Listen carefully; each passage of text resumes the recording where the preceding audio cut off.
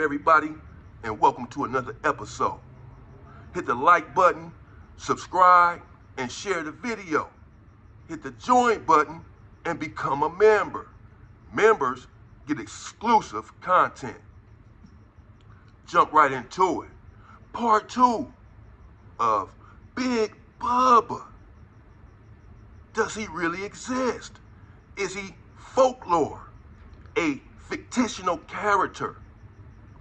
Something conjured up in people's minds? Something that you only see in the movies? Well, as I established in part 1, Big Bubba is alive and well, and he's lurking in the Los Angeles County Jail and the California penal system.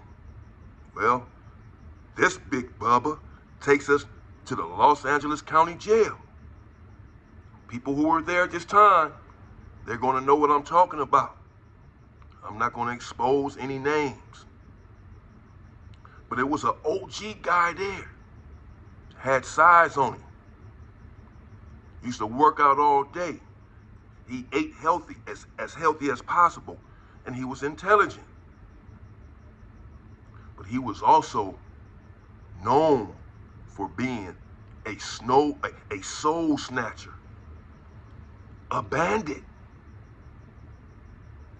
And this one time, a non-affiliate came into the module. I won't even say what module it was.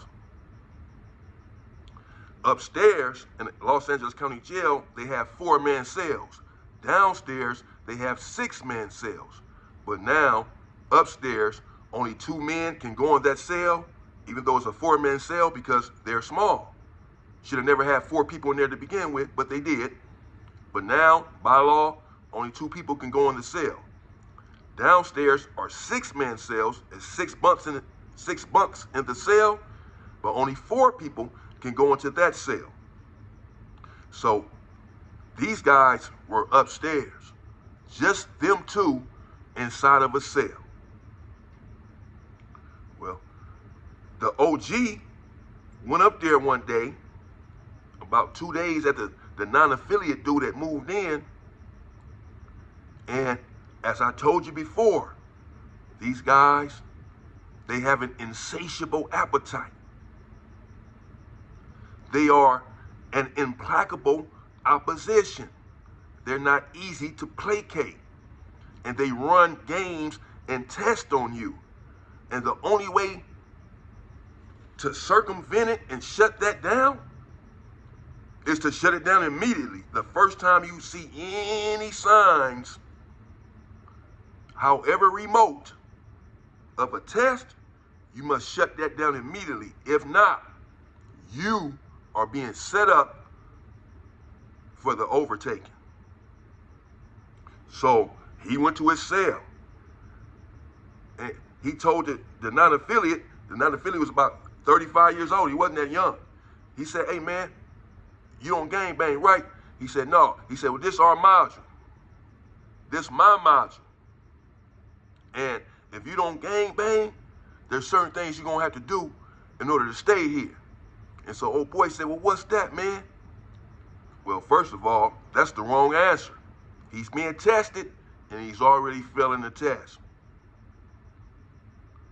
And so the OG told him, "Well, I have needs that need to be met." Apparently, he automatically knew what the OG was talking about. The guy has bandit written all over his face.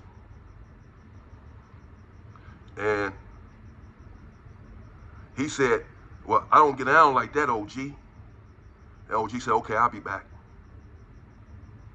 And dude apparently was extremely nervous.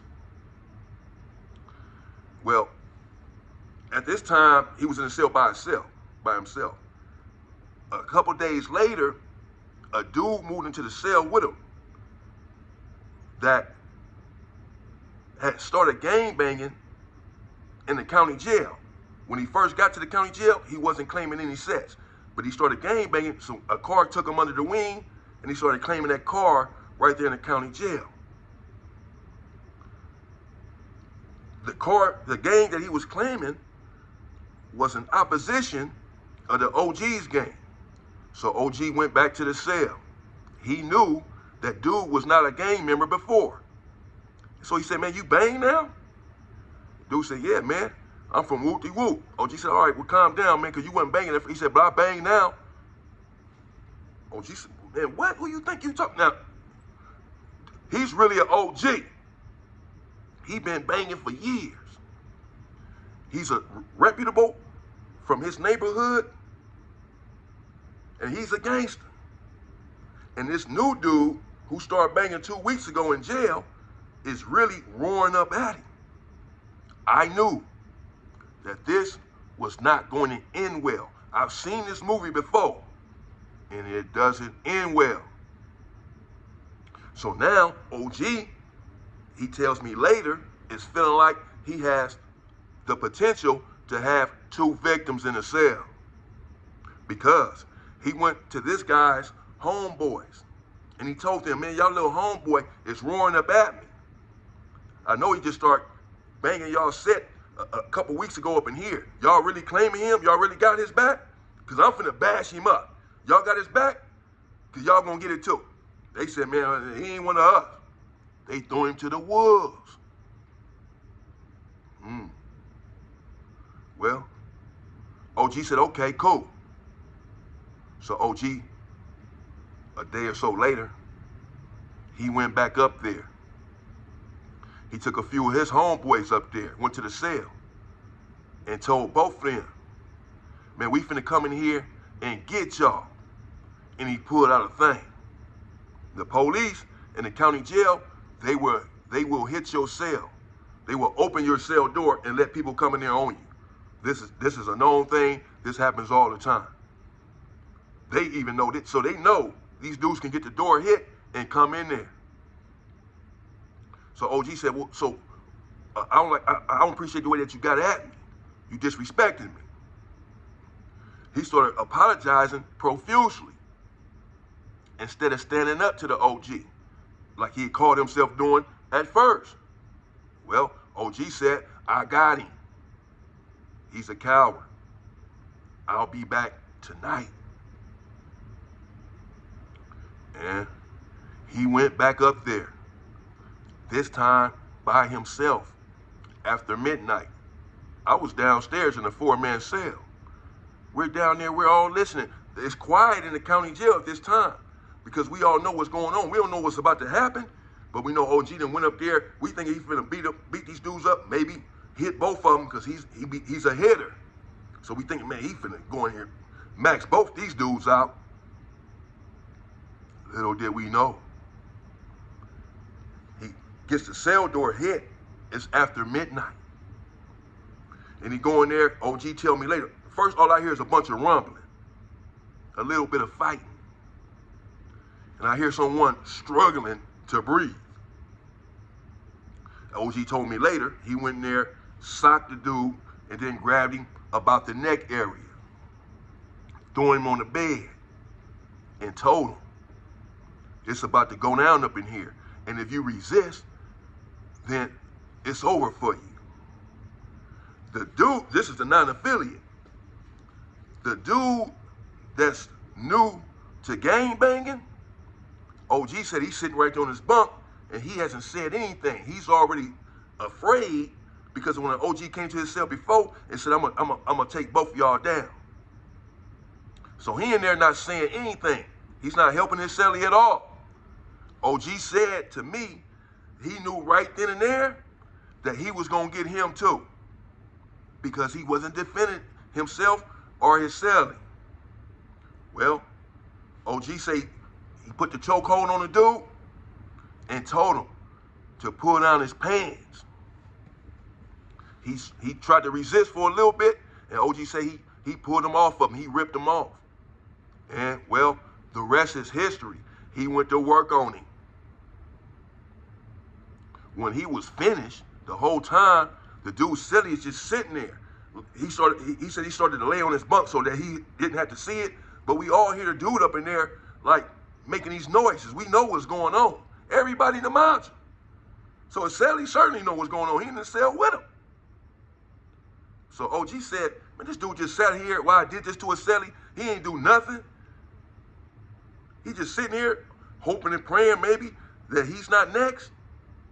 OG felt like he had to be next. And so he said he went over there to his bunk and told him, man, you know what's up. It's your turn. And old boy said, man, my homeboys, man. He said, man, you ain't got no homeboys. I talked to your homeboys. They threw you to the woods. They left you for dead. I can take you down right here. I can unalive you right now. Your homeboys ain't gonna do nothing. You ain't got no friends. Now you gonna do what I tell you to do or else. And again, he pulled out the blammer on him. And dude said, man, come on, OG, man, you tripping, man. I can't go out like that. Okay, that sound, now you trying to fight back. That sounds good. A little too late, though. OG's not buying it. He don't believe that you're really about that life. You took too long to defend yourself. And he pulled the thing out on him. And he said, oh boy, pulled down his pants on his own and bent over. And OG had his way with him. Took down 2 grown men in one cell in one night. On the same, like a menage a trois in there, something. A menage a trois in there. Neither one of these dudes could fight. Now, let me say, man, listen. I don't agree with this stuff. I'm not glamorizing this or glorifying it. I think it's really disgusting, personally. But I can't go into prison and change this. This has been happening before I was born. And I can't go in there preaching to these dudes, this is not right. I feel like it's a hypocrisy. Because if someone comes on the yard for having done this on the street, they're going to get airlifted out. But they can't come on the yard. You can't come on the yard for grape. You can't come on the yard for essay against a woman. Or you're done. So why is it okay? Because this is still essay. This is still assault. You're just doing it to another, you're just assaulting a man. But it's still assault. He doesn't want this to happen. So you're taking it. That's grape. So why is it okay for you to do it, but if somebody else comes on the yard for it? Now, in some cases, if you're in there for that, and you come in there, yeah, they really want to give it to you to show you how you made that woman feel. How you feel now, boy? And that's when they really team up on you and do some ungodly things to you. But I disagree with this. And so I'm not glamorizing or glorifying it. I am just delivering a message. I am just conveying the story. These things happen. They happen in the county jail and they happen in prison. Them 2 dudes left. They were gone the next morning, and I never saw them again. They rolled it up. They do what you call roll it up. They rolled their property up. They told the police whatever they had to tell them to get out of there, to make sure it didn't happen to them again the next night, and that it was an ongoing thing with the OG. They took their bruises, and they got up out the module. Everyone is not so lucky. Well, I had a friend, still do, that I grew up with.